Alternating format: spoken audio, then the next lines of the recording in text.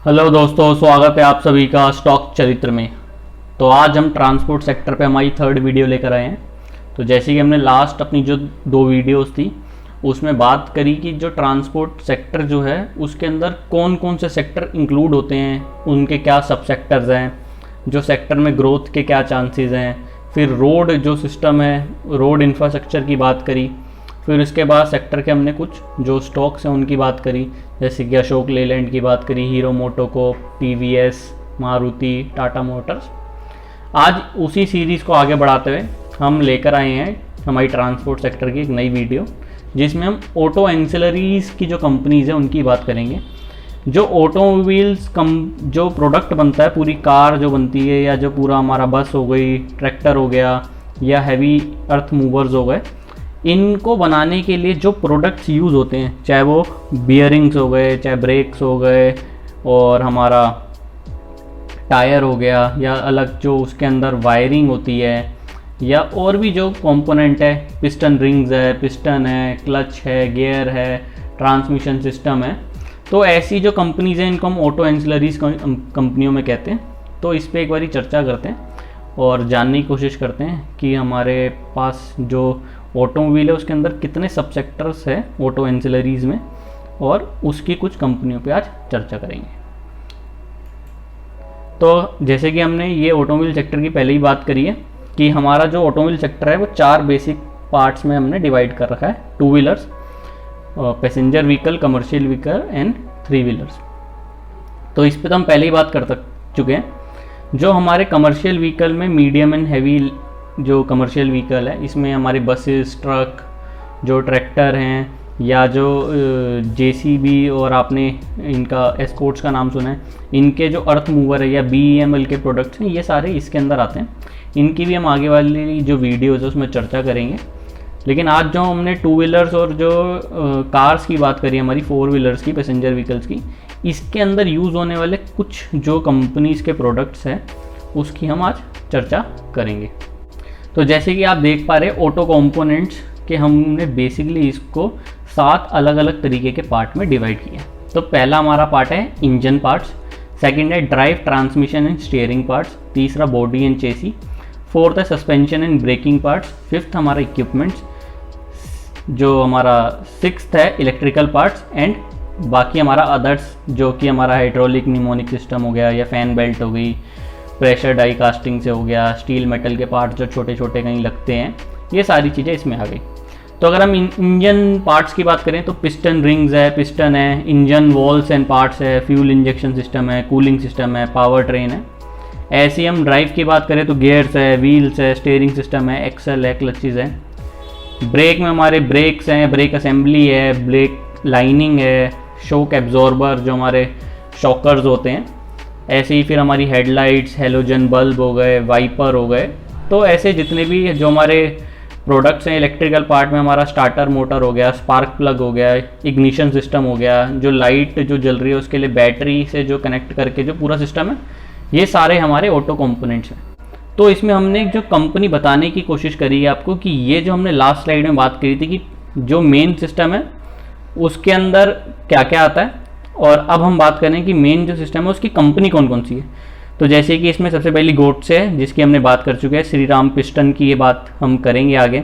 Rain engine walls है, फिर उसके बाद एस्कॉर्ट्स हैं, फिर हम बात करें मीको है, टाटा कमिंस है, फिर उसके बाद हमारा सोनोको स्टीयरिंग्स है, फिर भारत गियर्स हैं, आइशर है, ग्रेजिनो है, स्टीयरिंग गियर है, फिर हमारा जो डाइकिन है, स्पाइसर इंडिया है, और हमारा ब्रेक्स में हम बात करें तो कल्याणी ब्रेक्स है, मैंडो इंडिया है, सुंदरम ब्रेक है, हिंदुस्तान कंपोजिट है, जमुना ऑटो है। तो ऐसे बहुत सारी जो हमारी कंपनीज़ हैं, जो हमारी यहाँ पे डेंसो है। तो ऐसी जो हमारी कंपनीज़ है, और इक्विपमेंट हेडलाइट्स में बात करें तो हम लूमेक्स है। तो ये सारी जो हमारी कंपनीज़ हैं मिल के पूरा ऑटो एंसिलरी का सिस्टम बनाती हैं, और इनके कंपोनेंट्स की वजह से ही हमारा ऑटोमोबाइल बनता है। तो अगर हम बात करें, अगर आप इनके स्टॉक्स की बात करेंगे तो आप देखेंगे जितना कोई भी ऑटोमोबाइल का स्टॉक नहीं चला होगा पिछले जो हमारा कोविड की फॉल के बाद से, उससे ज़्यादा हमारे एंसिलरी के प्रोडक्ट्स चले हैं। क्योंकि अगर प्रोडक्ट जो हमारा ऑटोमोबाइल प्रोडक्ट की डिमांड आएगी तो उससे ज़्यादा डिमांड हमारी एंसिलरी की आएगी। तो अगर मार्केट में डिमांड जनरेट होने वाली है सपोज कार की, तो कार मैन्युफैक्चरर को तो उससे पहले ही कार बनानी पड़ेगी, और कार मैन्युफैक्चरर को जब कार बनानी होगी तो उससे पहले ही उसको जो उसमें लगने वाले सिस्टम है उसके ऑर्डर देने पड़ेंगे। तो इस चेन में हमारा सबसे पहले जो है ऑटो एंसिलरी चलती है, और जब आगे ऑटोमोबाइल्स की जो सेल है वो बढ़ती है तो ऑटोमोबाइल्स की हमारी कंपनियों के प्रॉफिट बढ़ते हैं। अगर हम ग्रोथ ड्राइवर्स की बात करें तो पहला तो है हमारा डिमांड साइड ड्राइवर्स। जैसे जैसे हमारी इंडिया की इकोनॉमी बढ़ती रहेगी, आगे लोगों की सैलरी बढ़ती रहेगी, वैसे वैसे लोग जो है अपने व्हीकल्स लेना प्रेफर करते रहेंगे, चाहे वो 2 व्हीलर हो, चाहे 4 व्हीलर हो, चाहे इलेक्ट्रिक व्हीकल हो। और जैसे जैसे आजकल हमारा जो रोड इंफ्रास्ट्रक्चर में बहुत अच्छा काम हो रहा है, और एक अभी भी करीब 56,000 किलोमीटर का जो कंस्ट्रक्शन वर्क है वो भी प्रोग्रेस में है। तो जैसे जैसे जो हमारे देश के दूर दराज के इलाके जो हैं, तो जैसे कि अगर आप बात करें उत्तराखंड में 4 धाम सड़क परियोजना चल रही है, साथ में जो हमारा एक गोल्डन क्वाड्रिलेटरल एक जो प्रोजेक्ट है वो चल रहा है कि जिसमें दिल्ली, मुंबई, चेन्नई और कोलकाता को मिलाने वाले हैं। साथ में जो दिल्ली मुंबई का जो एक्सप्रेसवे बन रहा है, इसके बाद जो हमारे जो सदर्न स्टेट्स हैं इंडिया की, उसके अंदर जो एक्सप्रेसवे बन रहे हैं, और जो हमारा अगर हम ऊपर की तरफ जाएं हमारे नॉर्थ में, तो वहाँ पे जिस तरीके का BRO कंस्ट्रक्शन कर रहा है, या जो हमारी जो वहाँ पे टनल्स बन रही है जिससे कि फास्टर एक मूवमेंट रहे हमारे जो एकदम सीमावर्ती इलाके हैं वहाँ पे पहुँचने की, तो उससे क्या होगा कि वहाँ पे कार्स का, ट्रक का, व्हीकल्स का मूवमेंट होगा, और वहाँ के जो लोग हैं वो उन सब चीज़ों को बाय करना भी शुरू करेंगे। तो जैसे जैसे ये सब चीज़ें बनेगी तो डिमांड मार्केट में आएगी। तो सबसे पहली चीज़ क्या है, हमारी जो पॉपुलेशन है वो 150 करोड़ की, साथ में रोड्स इंफ्रास्ट्रक्चर बहुत बन रहा है, गाँव तक सड़कें जा रही है, दूर दराज के इलाकों तक जा रही है, तो वहाँ के लोग अब प्रेफर करेंगे व्हीकल खरीदना। साथ में बात करें सप्लाई साइड की, तो हमारे यहाँ पे अब जो है कॉन्ट्रैक्ट मैन्युफैक्चरिंग स्टार्ट हो रही है। साथ में जो नए नए मतलब डिवाइसेस जो बन रहे हैं कि ऑटो मतलब मैटिक कार्स हो, या जो उसमें जो हमारी कार्स हैं वो इलेक्ट्रिक हो, या सोलर हो, या हाइड्रोजन हो, तो इन सब की R&D पे भी बहुत पैसा लग रहा है जिससे कि अलग अलग तरीके के व्हीकल बनाए जा सकें।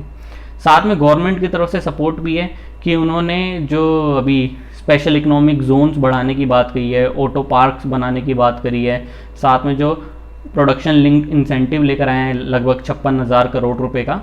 तो इन सब चीज़ों से क्या है कि जो बाहर कंपनीज़ हैं जिनको बाहर प्रोडक्ट चाहिए ऑटो एंसिलरीज के, वो भी इंडिया में आके बनाएंगी, या इंडिया की जो ऑलरेडी जो एस्टेब्लिश्ड कंपनीज़ हैं उनको अपना टेंडर दे सकती हैं कॉन्ट्रैक्ट बेसिस पे, या उनकी मशीनरी यूज़ कर सकती है कॉन्ट्रैक्ट बेसिस पे अपने प्रोडक्ट्स बनाने के लिए। तो ओवरऑल अभी इस सेक्टर के अंदर बहुत अच्छी डिमांड हमारी आपको आगे आने वाले टाइम में देखने को मिलेगी। तो आज की हमारी पहली कंपनी है बॉश इंडिया। अब आप जैसे कि ये चार्ट देख पा रहे हैं, हमने इसमें एक ट्रेंड लाइन ड्रॉ करी है, और हमारे इसमें 2 ऊपर आपको ग्रीन जो है लाइन दिखाई दे रही है। साथ में अगर हम बात करें तो लगभग 2008 से लेकर हमारे पास ये स्टॉक है, और आप देखेंगे कि 2013-14 के बाद जो इसमें बहुत अच्छी तेज़ी बनेगी, 8,000 से सीधा लगभग 28,000 गया स्टॉक, उसके बाद एक करेक्शन मोड में आके एक रेंज बाउंड हो गया और फिर नीचे जाता गया। ये चार्ट अभी हमने कुछ दिन पहले हमारे चैनल पे भेजा था, और ये ट्रेंड लाइन ड्रॉ करके उन्हें एक बताया था कि यहाँ पे भी हम कहीं हैं, और अगर हम इस ट्रेंड लाइन को अच्छी वॉल्यूम के साथ काटेंगे तो हम एकदम से ऊपर जाएंगे। और आप देखिए एक अच्छी वॉल्यूम आई जितनी पहले कभी हमें देखने को नहीं मिली इस वाली वॉल्यूम को छोड़ के। तो यहाँ पे जो वॉल्यूम है उससे हमने देखा कि हम बहुत तेज़ी से ऊपर गए, और अब हमने ट्रेंड लाइन के काट के ऊपर चले गए हैं।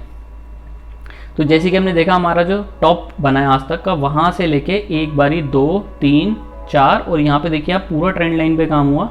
उसके बाद यहाँ से फिर ट्रेंड लाइन को टच करके हम गए, और यहाँ फाइनली हमने ट्रेंड लाइन को जब काटा, एक बारी दोबारा यहाँ पे चेक किया कि वाकई में हम काट के ऊपर चले गए, और यहीं हमने अपने टेलीग्राम चैनल पे बताया था कि ये बेस्ट मूवमेंट है इस स्टॉक को बाय करने का, और बहुत सारे लोगों ने वहाँ बाय किया, और आज की डेट में उनको यहाँ पे ब्रेकआउट पूरा ले लिया है।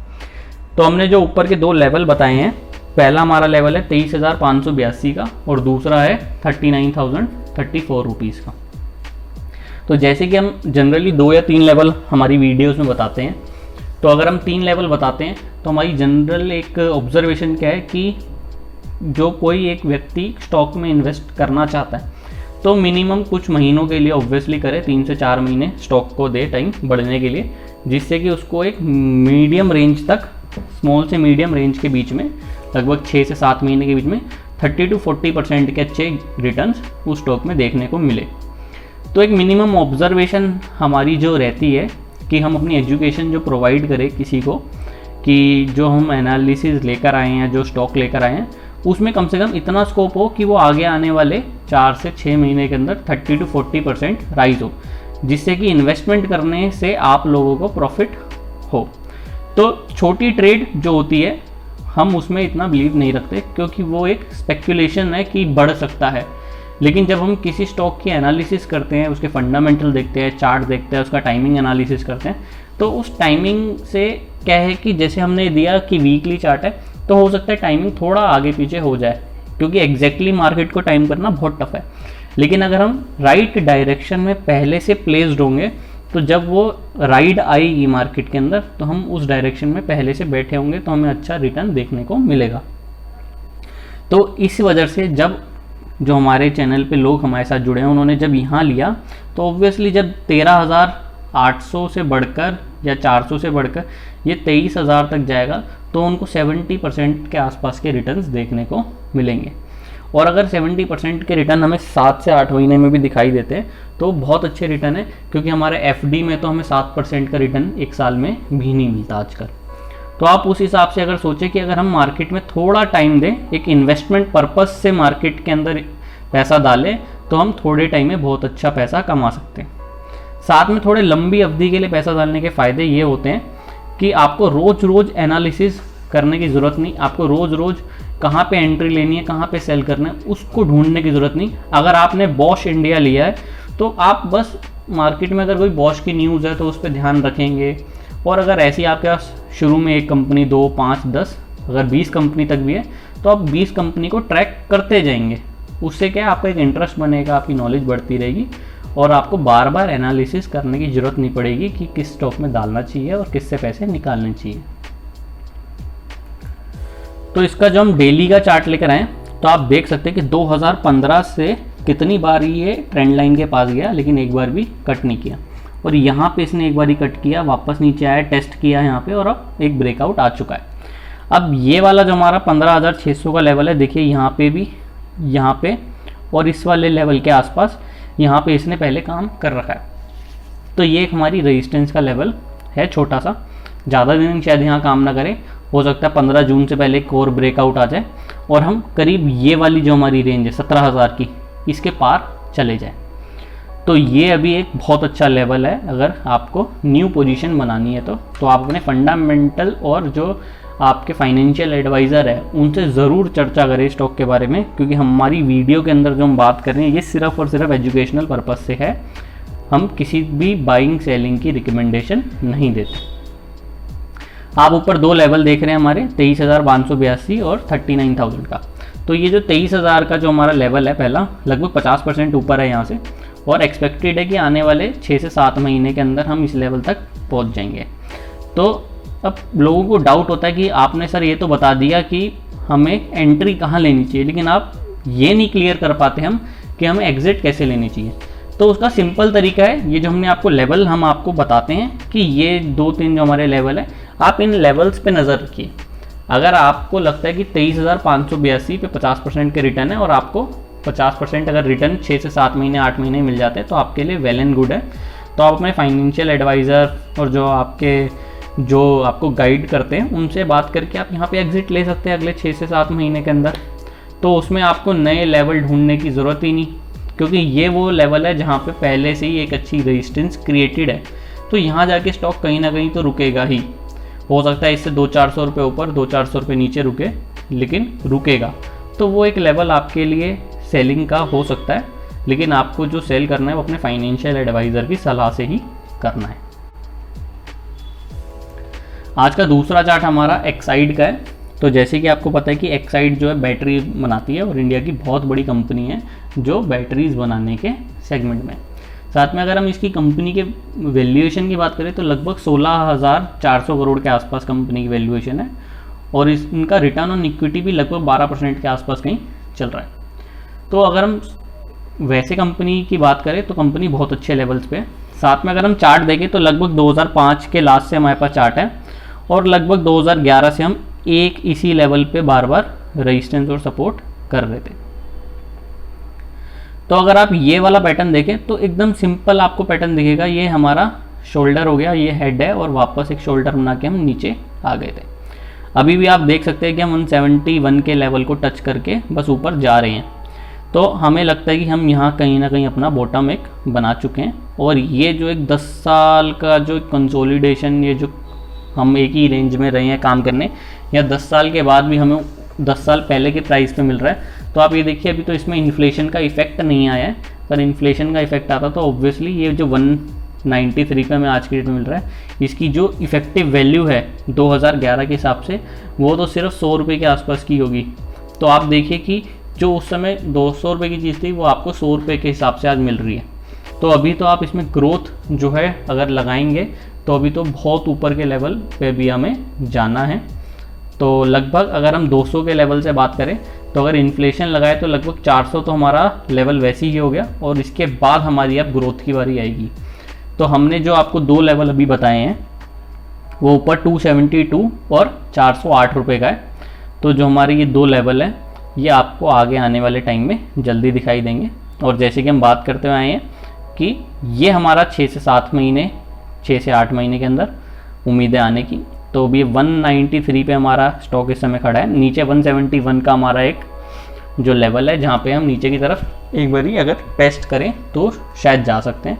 तो लगभग 22 रुपये नीचे, और अगर हम ऊपर की बात करें तो 80 रुपये करीब हमारी ऊपर के हैं पहले जो लेवल है। तो लगभग 1:3.8 का हमारा रिस्क रिवॉर्ड है। और अगर हम उससे भी ऊपर वाला जो हमारा 408 का लेवल है अगर उसकी बात करें तो हमारा नीचे की डायरेक्शन में तो ऑब्वियसली अभी 22 रुपये है, क्योंकि जब एक बार हम यहाँ से ऊपर चले गए तो हमारा जो लेवल है वो तो सिर्फ 22 का ही रहा ना। तो 22 रुपये हमारा नीचे है और ऊपर की डायरेक्शन में हमारा 215।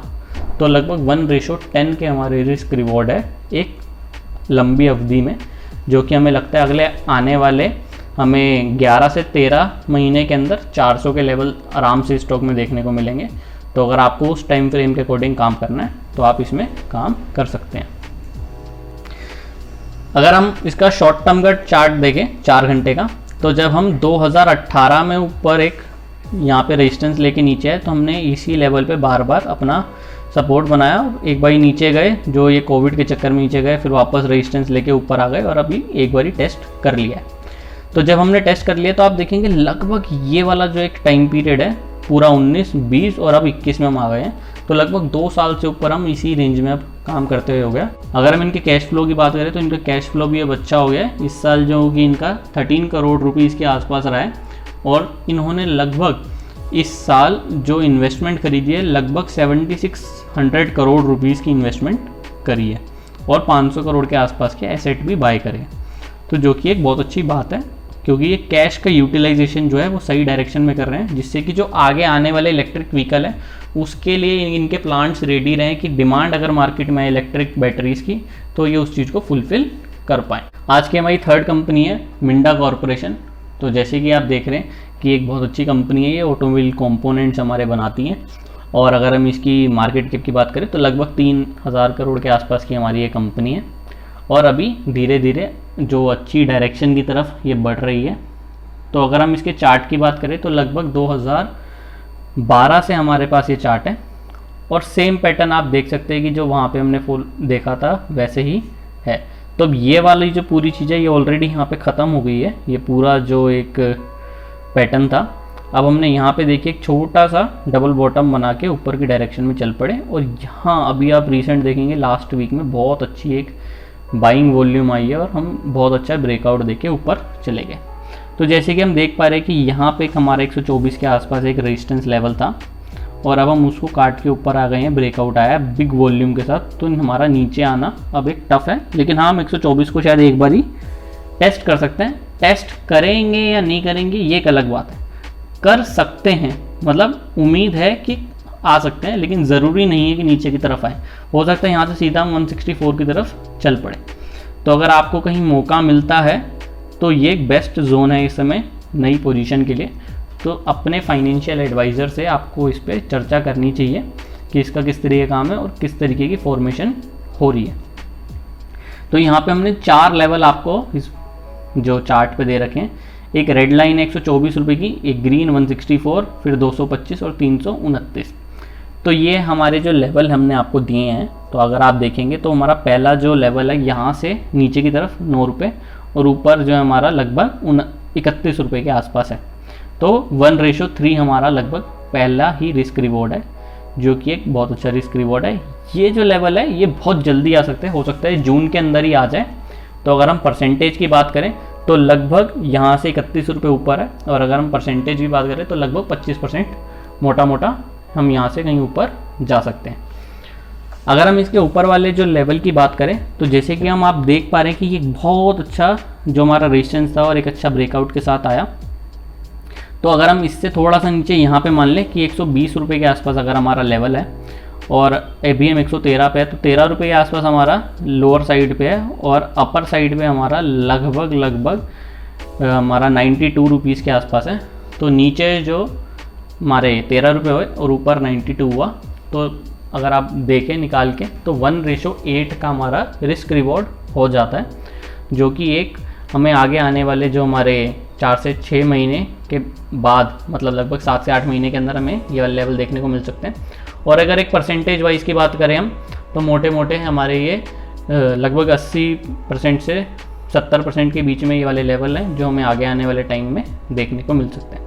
तो जैसे कि हमने लास्ट जो 2 स्टॉक की बात करी और जो इसकी बात करी, तो सब में एक तरीके की अपॉर्चुनिटी बन रही है कि आगे आने वाले जो हमारे 8 से 9 महीने तक है, हमें इन स्टॉक्स के अंदर 60 to 75% के बीच में रिटर्न कहीं मिल सकते हैं। तो अब आपको अपने जो आपके फाइनेंशियल एडवाइज़र है उनसे डिस्कस करना है कि हमें किस कंपनी की तरफ जाना चाहिए और किस तरीके से अपना इन्वेस्टमेंट जो स्ट्रेटेजी है, पोर्टफोलियो बनाना है, वो बनाना चाहिए।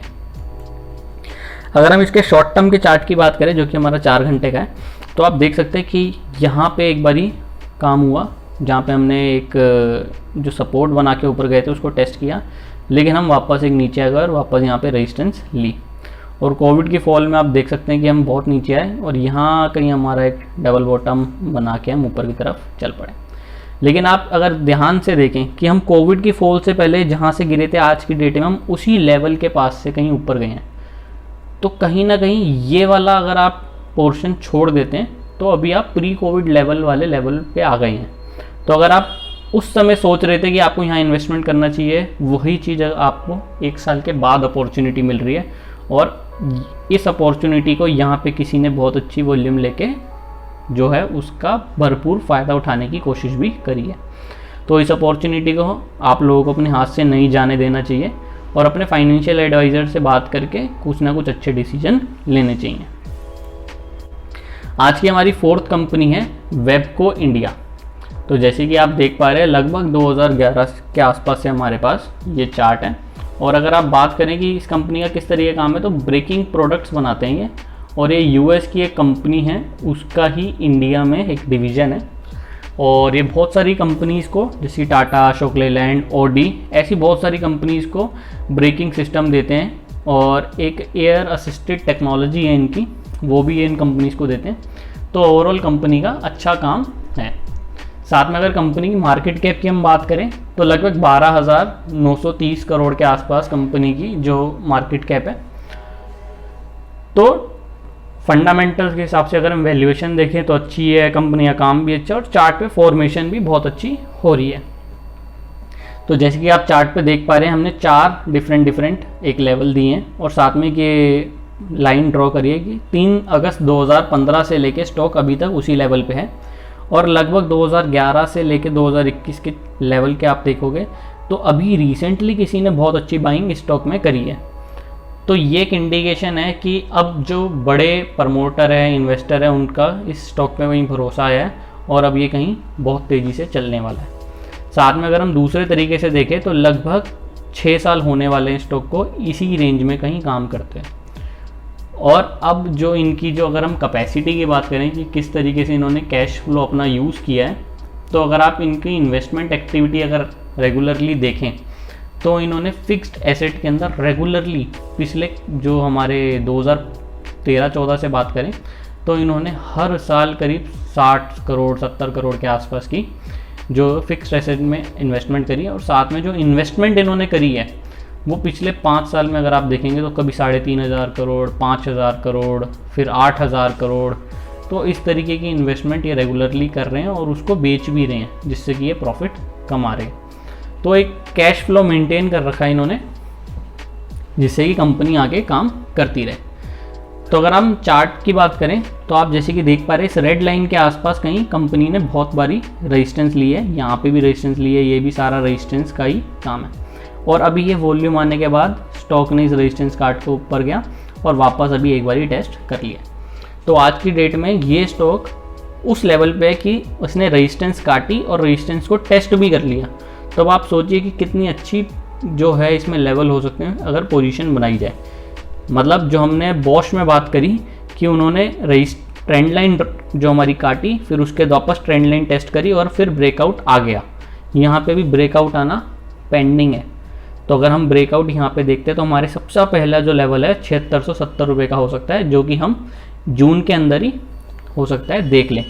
और अगर हम एक वैल्यू की बात करें तो लगभग 10% के ऊपर यहाँ पे हमें कहीं ना कहीं एक रिटर्न देखने को मिल सकते हैं सिर्फ जून में। तो अगर किसी को 21 दिन के अंदर 10% के आसपास का कहीं जो है काम करना है तो उसके लिए बहुत अच्छा स्टॉक है। साथ में अगर हम रिस्क रिवॉर्ड की बात करें तो नीचे की डायरेक्शन में हमारा लगभग 300 रुपये है और ऊपर की तरफ हमारा जो लेवल है करीब 800 के आसपास है। तो लगभग 1:2.7 का है अगर हम सिर्फ इस लेवल की बात करते हैं तो, जो कि हमारा जून के अंदर आ जाना चाहिए। इसके ऊपर ये जो हमारा ये स्मॉल टर्म का एक लेवल है जो कि 8,900 रुपये का है और अभी के लेवल से लगभग 2100 पॉइंट ऊपर है और 300 पॉइंट का हमारा नीचे की डायरेक्शन में एक मूव हो सकता है अगर हम कहीं जाते हैं तो अगर रिस्क रिवॉर्ड की बात करें तो नीचे 300 और ऊपर 2100, लगभग हमारा 1:7 का रिस्क रिवॉर्ड है।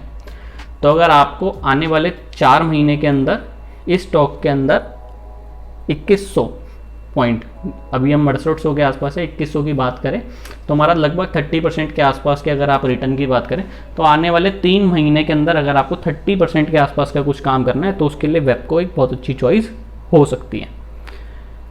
और जो इसका नेक्स्ट टारगेट है हमारा, जब हमने ऊपर की तरफ एक पॉइंट दिया है 10,777 रुपये के आसपास का, तो मोटा मोटा यहाँ से 4,000 पॉइंट आप ऊपर मान लीजिए।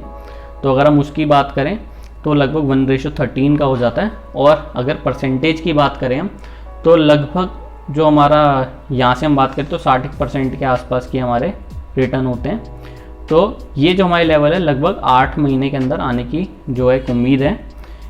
तो अगर आपको 1 महीने के हिसाब से, 4 महीने के हिसाब से और 8 महीने के हिसाब से कोई आप स्टॉक ढूंढ रहे हैं तो वेबको एक अच्छा एक स्टॉक हो सकता है जो आपको 1 महीने में 10%, 3 से 4 महीने में लगभग 30% और 8 से 9 महीने के अंदर लगभग एक 70% के आसपास तक के रिटर्न दिखा सकता है। तो आपको अपने फाइनेंशियल एडवाइज़र से बात करनी चाहिए, जिससे कि आप अच्छे जो ये स्टॉक हमने यहाँ पे डिस्कस करें उसमें अगर पोजीशन उनके हिसाब से बनाई जा सकती है तो आप पोजीशन बना पाएँ। और ये जैसे कि शॉर्ट टर्म का एक चार्ट है, यहाँ थोड़ा सा डिस्टॉर्टेड सा लग रहा है, लेकिन अदरवाइज चार्ट की फॉर्मेशन अच्छी है कि हमने ये 6500 के आसपास कहीं रेजिस्टेंस लेके पिछले 2 साल से काम कर रहे हैं और अभी एक अच्छी वॉल्यूम के साथ हम कहीं ऊपर गए। और ये देखिए जिसकी बात कर रहा था मैं कि हमने ये रेजिस्टेंस लेवल टेस्ट करके वापस ऊपर जा चुके हैं। तो अब हम ऊपर की तरफ जाने के लिए रेडी हैं कहीं ना कहीं। तो अगर हमें ये वाले जो इस समय हमने लेवल लगा रखे हैं 6865 का, जिस पे इस समय खड़ा है ये 7000 के ऊपर जाता है तो ये जल्दी से 7670 के लेवल आपको दिखा सकता है। आपको हमारी वीडियो पसंद आई हो तो लाइक ज़रूर करिए, चैनल को सब्सक्राइब करिए, जिससे कि आगे आने वाली वीडियोस की नोटिफिकेशन आपको मिलती रहे। Thank you, have a nice day.